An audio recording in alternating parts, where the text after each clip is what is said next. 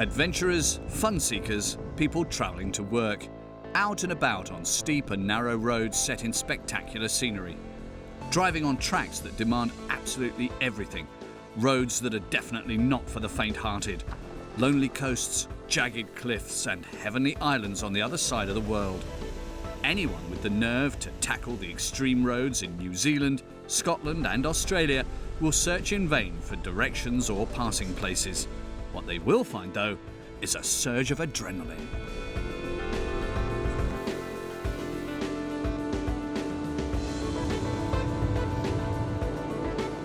The world's only sand highway, a spectacular, close-to-nature experience in Australia. The road through an abandoned gold mining area, wrested from the rock by thousands of Chinese mine workers.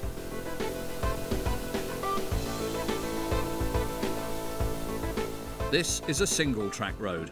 There was no room for two lanes. But it's not really single-track. Some come in search of adventure, wealth and fortune. For others, the main thing is to have fun, driving on extreme roads.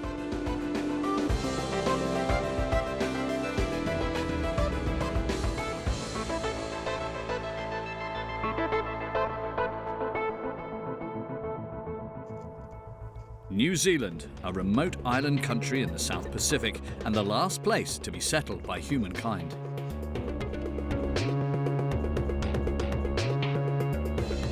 With its stunning nature and roads that offer a special sense of adventure, New Zealand has always held a mystical attraction for Europeans.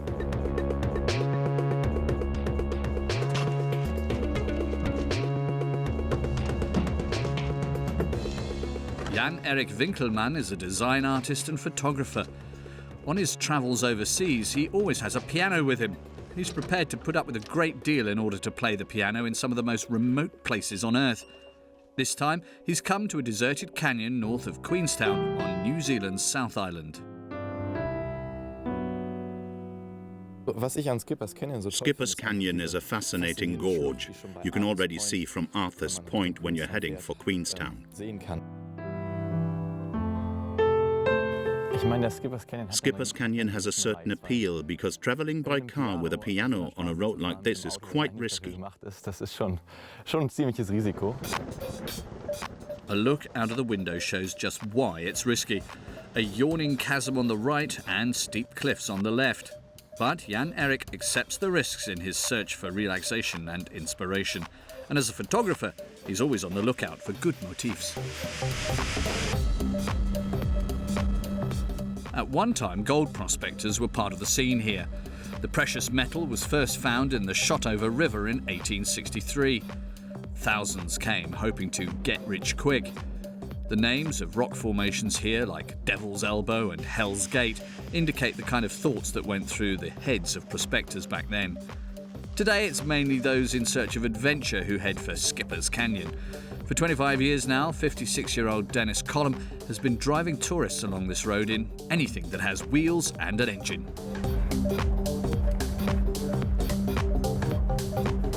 I've taken a lot of people in here over the years, and we've had people who panic and then insist that we take them straight out. This is at the start.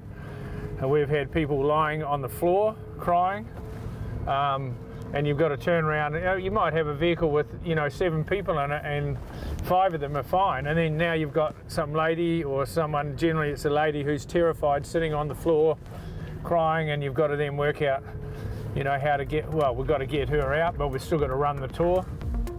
With his fleet of jeeps, dirt bikes and quads, Dennis drives tourists from all over the world. He's been up and down this road a good 2,000 times and has experienced a great deal.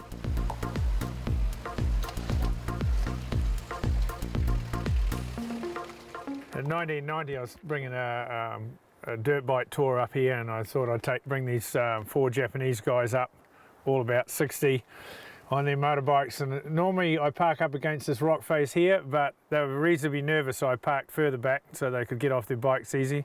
When I brought them up here to show them this view, they got on their hands and knees and had to crawl to the edge to have a look over. They were a little bit scared about standing up too close to the edge. Anyone who really wants to experience the beauty of the canyon is best advised to leave the driving to professionals. The warning sign at the start of the historic section of the Skipper's Canyon Road is designed to deter tourists from heading for the old gold prospector settlement in their own vehicles. That's because unskilled drivers get themselves and others into difficulties time and again. The beauty of the mountain panorama masks the true face of the rocky coast all too easily. Only the first few kilometres seem harmless. Then it quickly becomes clear which pitfalls and challenges the steep, narrow road has in store.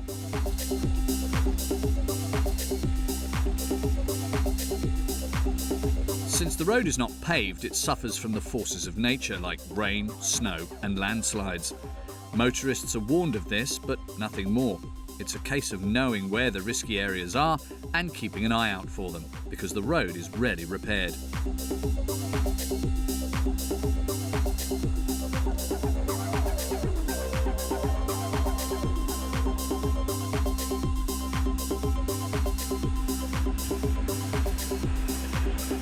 For Dennis, who often travels the length of the canyon road, the beauties of nature here tend to take second place.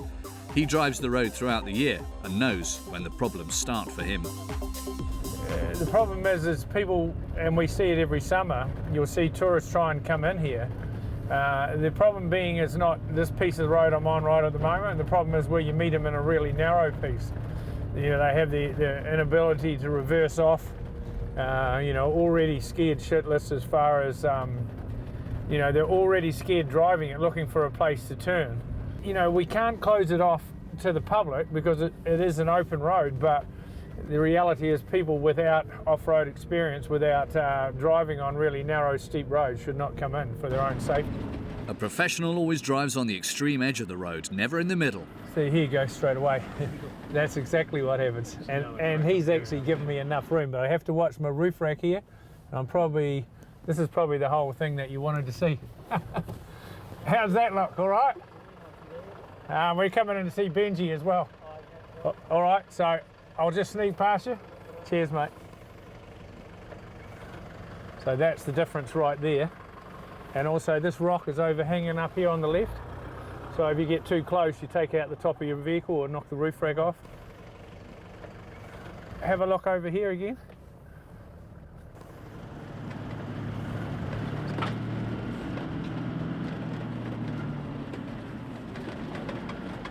There you go. There's another one for you. And he's reversing with the trailer for me. So that's the road, see, and you've just, without even planning it, you've got two examples. So this is the difference between whether you've got a tourist in a car who can go backwards or, you know, and this is the whole problem. When the road's busy, you don't need people who can't drive on it properly.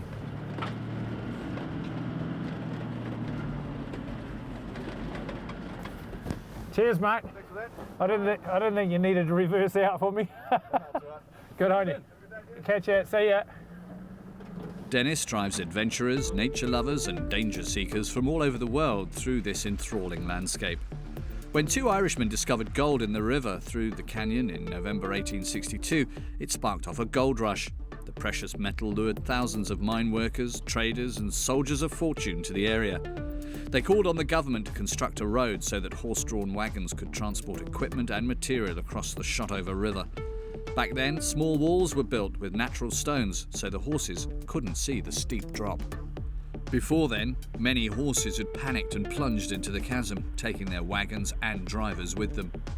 The little huts that can be seen from the road are remnants of the gold rush. They're where the workers who wrested the road from the rock used to live. At one time, it's said more than 9,000 Chinese laboured here. Today, the huts stand empty.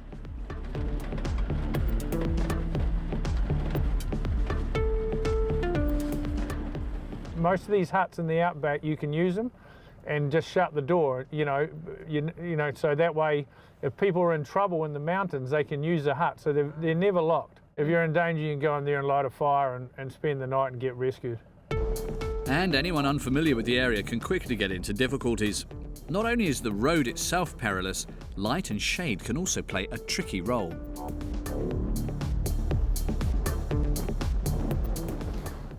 Especially in winter when the sun is quite low in the sky and you're driving into it, you might only see an oncoming vehicle very late. You can't turn around, so you've just got to handle the situation. Jan Erik feels drawn to this now deserted region time and again. He's aware of the risks and knows how you need to drive here. This is a difficult stretch. Approach it too fast and you'll end up in a ditch. After a heavy downpour, the road is soft and muddy. Professionals advise driving on the crest of the slushy ruts, because once you've slipped into the groove, it's hard to get out.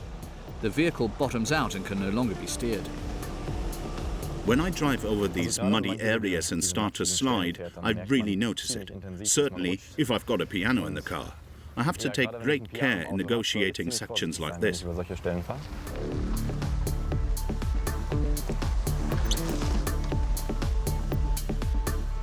The first major problem is stopping. That might be because there is no room at the side of the road or because there is someone behind you.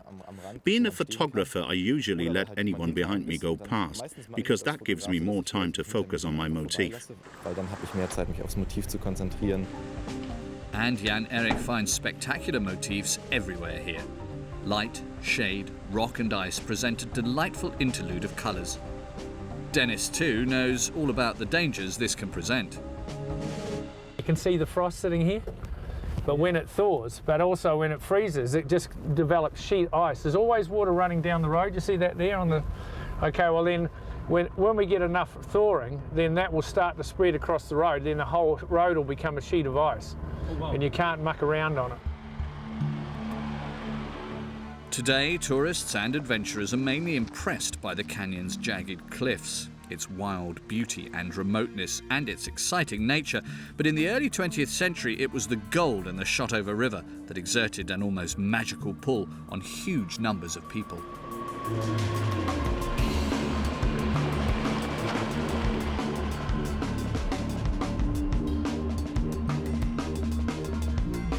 This river that we're going to follow, the Shotover River, there's been more gold taken out of the Shotover River per mile than any other river in the world.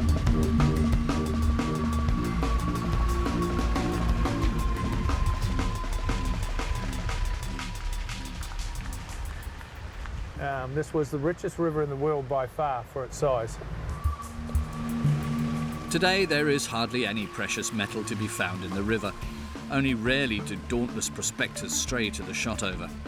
Most of those who come here do so in search of adventure on the road. Dennis tells us that when it rains, the porous rock in the canyon becomes saturated.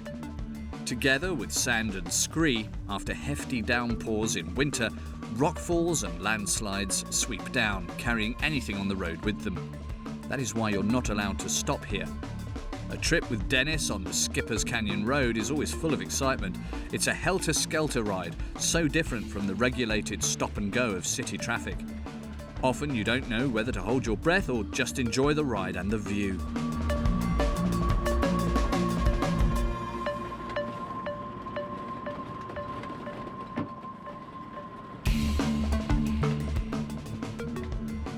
While down below, tourists are enjoying a jet boat ride on the Shotover, Dennis crosses the river on the Skipper's Bridge.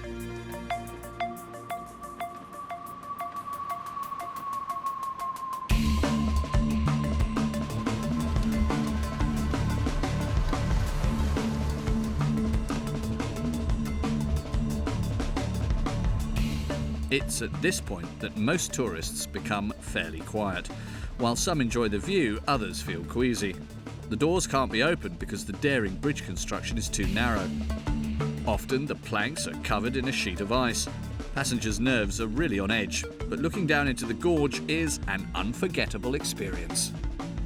In summer, the local residents who, like Dennis, live from the leisure industry have to share the road with a few bold tourists, some of whom drive themselves here for bungee jumping or rafting. Now, in winter, this is a lonely place, but even at this time of the year, photo designer Jan Erik has the courage to come here with a piano in his car. He's on his own, but he hasn't come unprepared. In winter especially, you can hit some icy patches and some dodgy places where the road surface has suffered. But if you've got a vehicle with four-wheel drive, you can feel confident that you're going to get through safely. The Skipper's Canyon Road is demanding, even extreme. Anyone planning to drive it on their own should perhaps give it a second thought. It's a bit of a fun road, really. It's what makes the adventure. It's not for everyone, but if you're brave enough, you know, it's good fun if you like off-roading. The Skipper's Canyon Road ends on a farmer's land. He's a nice guy, Dennis says. I sometimes call in to see him, but when he's got tourists on board, Dennis turns straight round here because hardly anyone wants to drive back through this deserted gold diggers region at night on one of the most extreme roads in the world.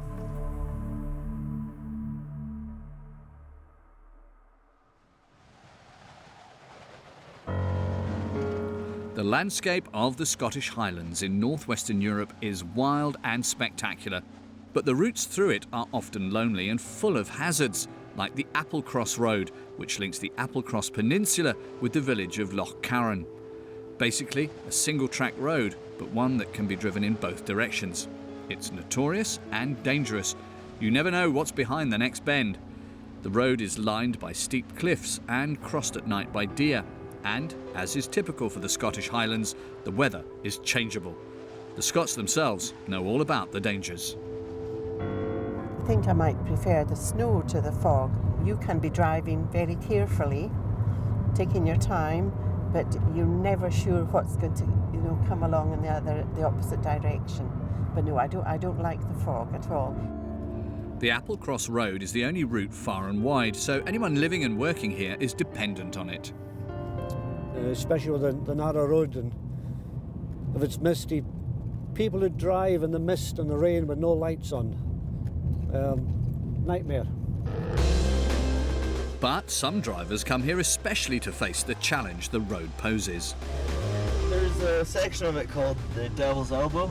It's a tight hairpin that backs on itself, and it can be pretty tricky, especially if it's wet and slidey. But young adrenaline junkies from Aberdeen or Glasgow using the Applecross Road as an extreme training route are something of a rarity here.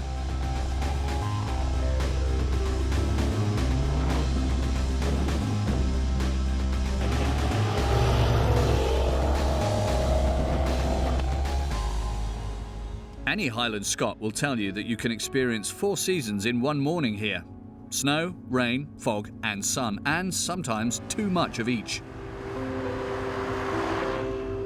You drive maybe up about 4 miles, and then conditions can change dramatically. Driving is part of Kirsten's job, so she has to be well prepared.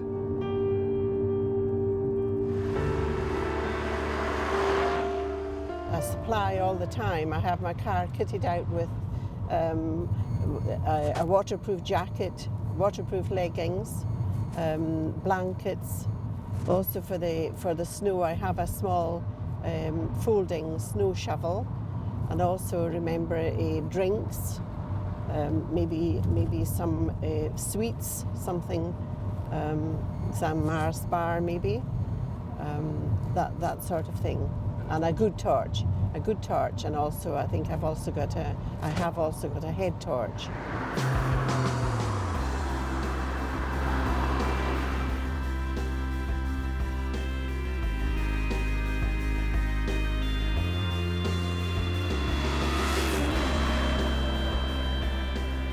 Occasionally, bikers also pitch up here. For them, this single-track road represents a very special challenge.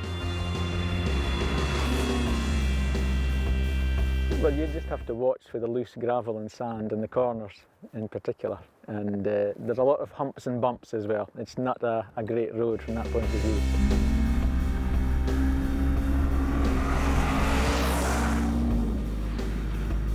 100% concentration. You have to look what you're doing, and you have to look ahead as well to watch for cars coming in the distance and things like that. So, that's the way to do it. Just keep your eye on the road.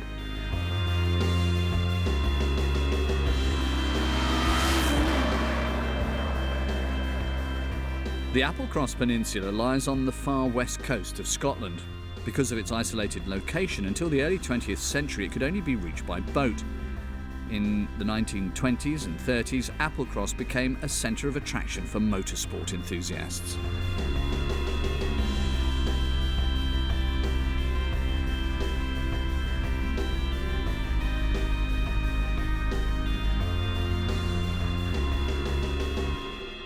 Early motorcycles and racing cars.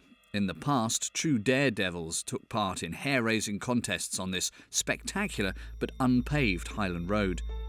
The message on the only sign far and wide is clear and simple. So anyone who doesn't feel confident is wise to take a 60-kilometre detour along the coastal road.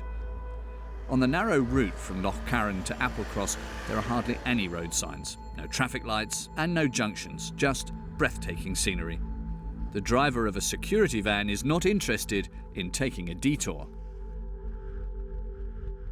What does make it difficult is people from outside of the area are not used to driving on a road like that. They're not used to single roads, they're not used to passing places. Anyone who has to use the narrow road frequently experiences a great deal and has lots of tales to tell. We drive this road to here every week, and possibly the worst thing I remember is at a part of the road which was on a bad hill with no room either side and a cliff face, and car coming opposite didn't know what to do, was stopped, and I couldn't get past him, he couldn't get past me, and I stalled the vehicle in trying to get past him easily. So I had about 5 feet of manoeuvre and had to bump start it in reverse without being able to see properly what I was doing. On the flat part of the road, the security van can be seen from a long way off, but Terry isn't worried about being attacked. In an area like this, if someone attacks you, where are they going to go? You cannot run away with the money. No. Maybe if they have a helicopter.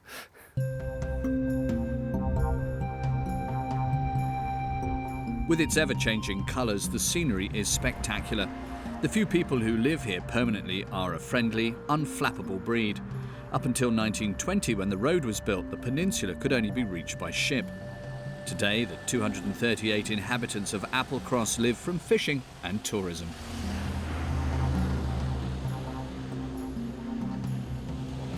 Visitors are drawn here by the good whisky, the breathtaking landscape, and of course, by the Applecross Road.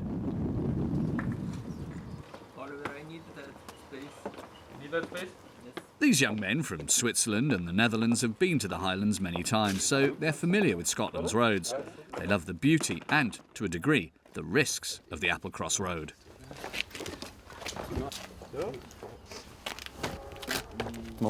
You have to keep an eye out for oncoming traffic, of course. The roads are fairly narrow with lots of blind bends. You have to be alert. But no, we've never really been warned. Cool, clear air, a blue sky and sunshine, a day just made for a drive. Even so, the person at the wheel needs strong nerves.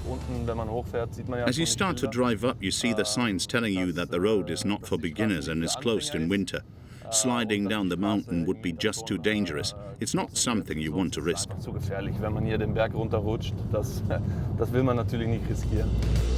Sometimes there's a cliff face on the one side and a chasm on the other, so before setting off it's a good idea to fold in the wing mirrors. Then the beauty of the road and the scenery can both be enjoyed at the same time. But even so, the dangerously tight bends and the steep gradient should not be underestimated. With a gradient of 20 or 25%, you really need good brakes.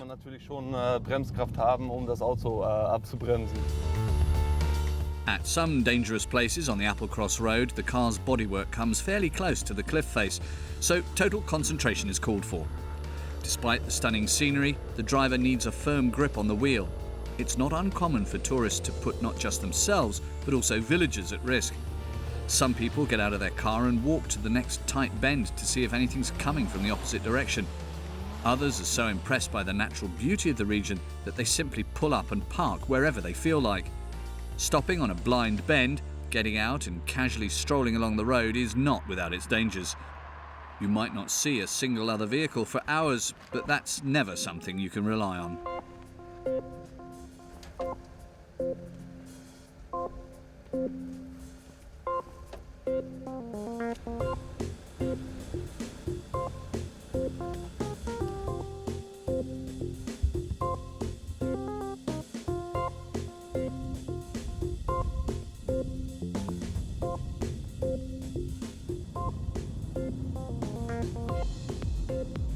Angus Mackenzie also lives in Loch Carron.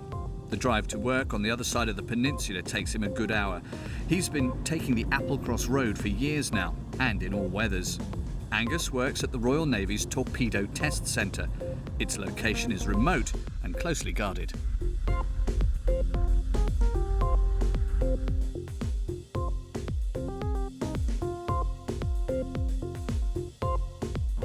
But I think for me and for most drivers the worst is a mist, thick fog, heavy rain, mist. You can't see 5, 6 metres, 10 metres, sometimes no metres. The weather on the Applecross road can change very quickly. Then mist turns the delightful scenery into an almost ghostly, lonely landscape.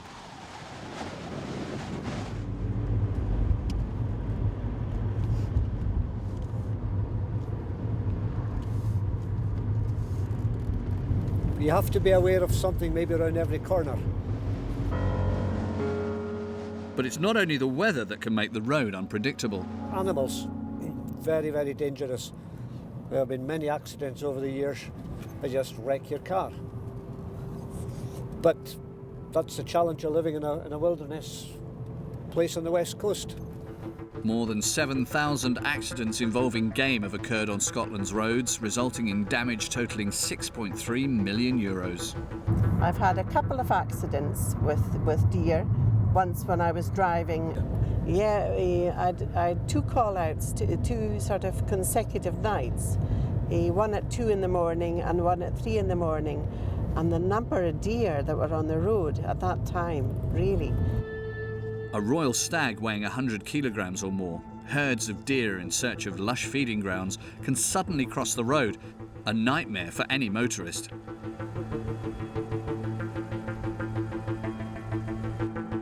And they just appear, especially if there's lights coming towards you as well. If traffic is coming towards you, you just don't see them and they just appear in front of you. They are beautiful animals, but in a car at night it's safer to keep your distance. Up here, anyone involved in a collision with game has more than one problem, because there's no cell phone reception.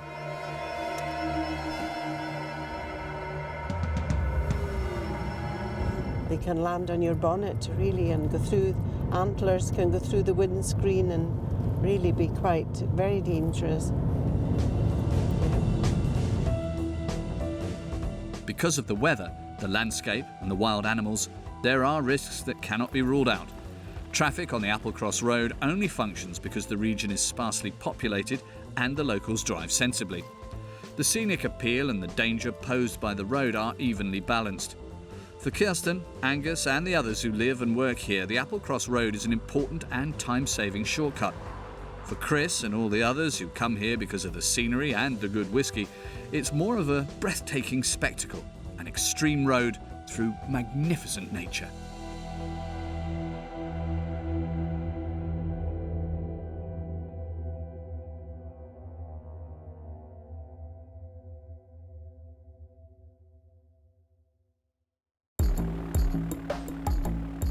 Fraser Island lies off the east coast of Australia.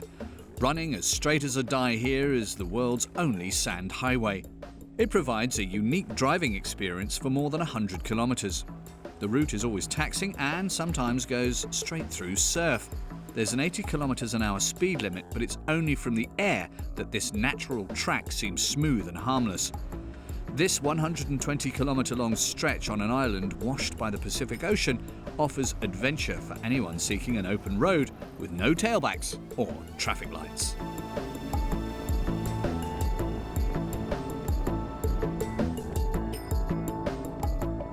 Werner Lorca is a photographer and professor at the University of Art and Design in Offenbach, Germany. He's already explored the Australian outback in a four-wheel drive vehicle several times.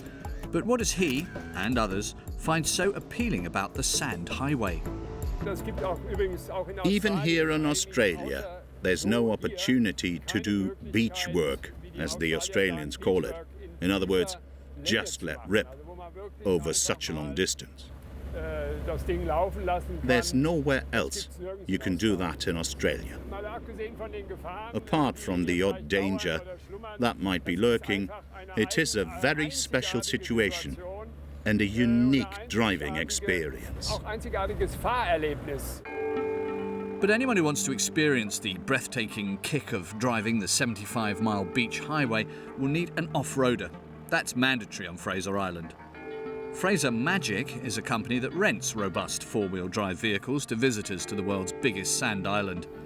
Proprietor Matthias Scheller came to Queensland from Switzerland 10 years ago and specialised in renting out 4x4s that were old but still technically sound. Ultimately, his business concept was based on the extreme wear and tear vehicles suffer through seawater, salt and sand, a real market niche.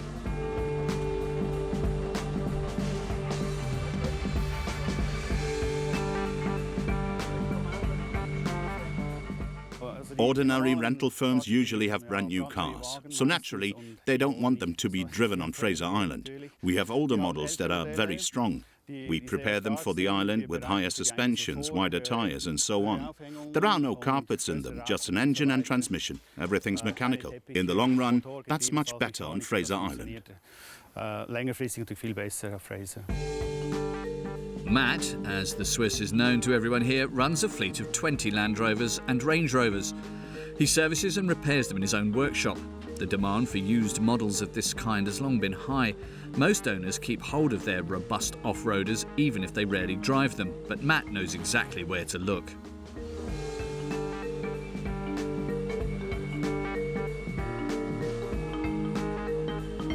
Using a detailed map, Matt explains the special features and risks of the beach highway to all his customers. Drivers with a thirst for adventure also have to watch a 45-minute video which clearly stresses all the different dangers. You must wear your seatbelt at all times. One problem is that on sand, young people in particular try to do crazy things like spinning the car, but that doesn't work on sand. It's not like on snow where you can spin a car right round and carry on. On sand, at some point, the wheels will dig in and the vehicle will flip over. It soon becomes clear why only four-wheel drive vehicles are allowed on Fraser Island. The beach highway isn't all sand. The first 20 kilometres run through rainforest with giant trees. It's a fascinating stretch, rich in variety. Anyone who's just spent the last hour and a half being shaken to and fro is delighted to finally see an almost endless expanse ahead. For Europeans, it's an unaccustomed, exciting motoring experience on a route constantly being changed by the tide. Werner Lorca knows the beach highway well. There are no more than a handful of road signs, and you always have to remember that in Australia, they drive on the left. Motorists on the beach highway are automatically confronted with other vagaries and peculiarities. Even 80 kilometers an hour can be dangerous if you suddenly drive into soft, wind-blown sand covering what is a corrugated surface. Basically, you have to feel your way, almost like someone steering a boat. You have to notice how the car is reacting and, if necessary, countersteer.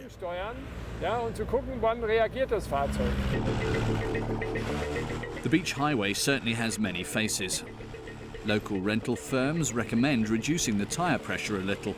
This gives the tyres greater contact with the ground and enables the car to cope better with really soft, flour-like sand. Some people drive with only 1 bar of pressure, or even less, in their tyres. Since even that might not be enough, there are always shovels and sand ladders. Basic equipment on every vehicle here, because it's a case of moving the car before the tide comes in.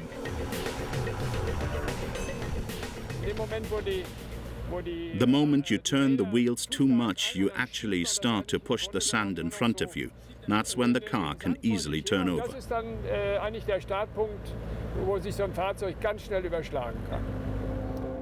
In just a few minutes, what started out as a harmless drive on the beach can turn into something totally different. The tide can alter the surface in next to no time. It takes only a few minutes for a 4x4 to sink into the sand and water and become scrap. A vast expanse seemingly limited solely by sand and the sea. Basically, this is a long, straight strip of wet sand.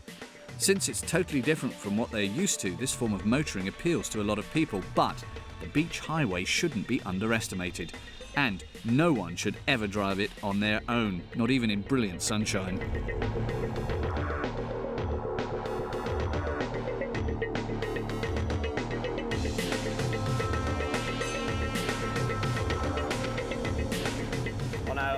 lot of tourists can get themselves into trouble, you know, if they get up a bit too much speed, and, you know, especially if they're a bit top heavy. But generally, yeah, the traffic's pretty constant along here. We pull up with the children and stuff, and it's not like you can sit back and relax all the time. You sort of got to watch, just like a normal highway. But yeah, it's a great beach to drive on, like the best I've been on in Australia. Young people in particular love the casual way you can drive on the beach highway. You quickly learn whether or not you can control a heavy off-roader on sand. We didn't stuck, but sometimes, you know, the clutch is jump too fast, and then the car is just stuck in the middle of nowhere, and you need to get your all together and you know, to relax, deep breath, and just turn it on and get into it. Yeah, keep going. The youngsters are thrilled by the blend of freedom and the unique feeling of driving on sand. 4x4 adventures on the beach. It's a different kind of driving experience. Back home, we nearly always take the motorway or main roads. That's actually become boring, but this is a real experience to take home with us. Not so long ago, there were no speed restrictions on the beach highway on Fraser Island, with fatal consequences.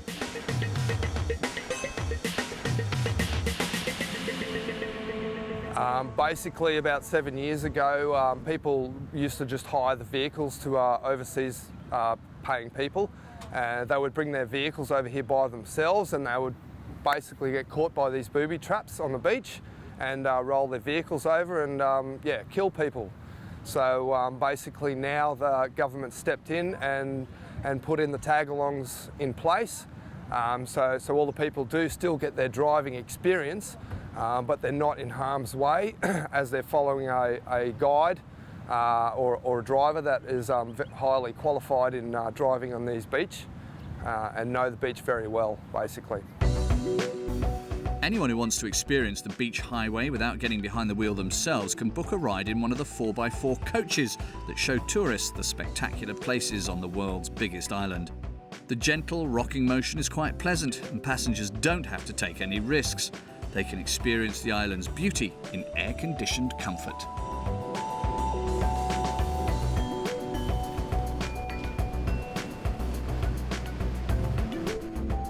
Today, Brock Harris is on a training trip. He explains to the driver what the passengers want, an adventure experience, but under controlled conditions. Every day it's a little bit of a different challenge. You might have had a creek crossing one day that's beautiful and smooth. Next day it's a big drop off, so you've always been aware. But being up high on the truck, it does make it a bit easier. But sometimes, some days you're like, wow, the whole beach sometimes on a high tide with a cyclone and the full moon brings it up a lot quicker. You might be driving, you know, for 20 kilometres in water the whole way, remembering from the day before where the nice water crossings were, sort of thing. Anyone unfamiliar with the beach will run the risk of driving in front of the rocks that lurk beneath the waves when the tide is in. For tourists, the route back from the waterline is fairly strenuous, but it is the safer option.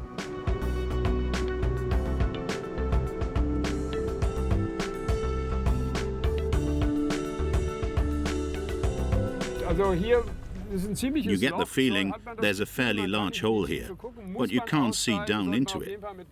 You've got to get out and poke a stick into it to make sure that there are no nasty surprises lurking. The 70-mile beach highway at 6 in the morning. This isn't an elk test, nor is Paul driving his 4x4 Mitsubishi after having had a drink or two. He's weaving to and fro to check the surface. It's a ground inspection he does every morning. If he's happy with the surface, he hammers in metal struts and sets up his markers. The runway for his company's aircraft is now ready, in the middle of the highway. In the early morning, takeoffs and landings are no problem, but after sunrise, motorists and pilots use the track together.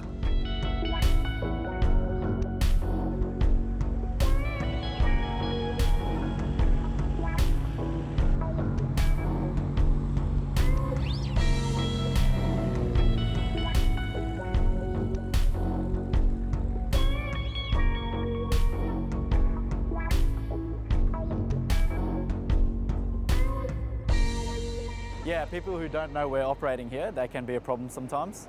as they don't really see the plane when we're coming into land. So there's a hazard there and we need to go around occasionally. Usually it doesn't happen. Yeah, I've seen some funny reactions, yeah, cars swerving off and people, oh, you know, not everyone, but yeah, a couple do hit a wave, yeah. Cars on the highway are stopped when a plane is about to take off or land. Tourists often book a 20-minute flight over the island at a cost of €60. Seeing it from above is a change from the usual perspective. The pilots know the view, but they still have to reassess the dangers every day. Firstly, the beach always changes. So a lot of the times it's different in the morning than it was the previous afternoon. So we're faced with a lot of mounds that form in the middle of the evening. There's also washouts, so the freshwater creeks run out in the evening and they can make lips on the creeks there. That's very dangerous. That can shear off the landing gear for us. And also there's a lot of, we like to call them melon holes. So it's potholes really, but they're in very close proximity to each other. And that can be very dangerous as well, especially for the tyres. But the cars also, yeah, you don't want to hit that with a car. The beach highway has to be shared by all who use it. The local pilots with visitors in off-road vehicles, cyclists with anglers and walkers.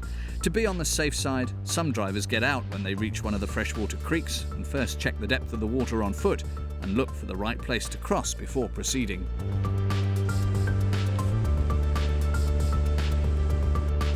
Others prefer to take the direct route and stay at the wheel because anyone leaving their car here should be very careful and be on the lookout for dingoes. Australia's wild dogs live on and alongside the highway. They're an attraction but at the same time a threat. In 2001, dingoes on Fraser Island killed a 9-year-old boy and injured another youth. Since then, signs warn visitors never to feed the animals and certainly not to try stroking them. Nor should they run away, because that arouses the hunting instinct of the 160 or so dingoes that live on Fraser Island. The wild dogs can be seen easily and safely from inside a vehicle.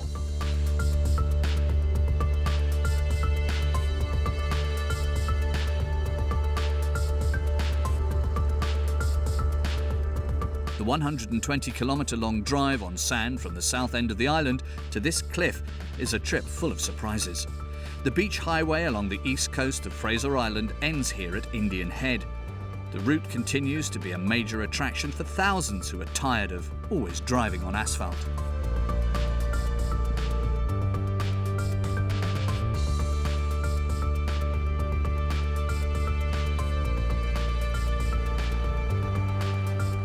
The 75-mile-long beach highway might not be the most dangerous road in the world, but it certainly is one of the wackiest.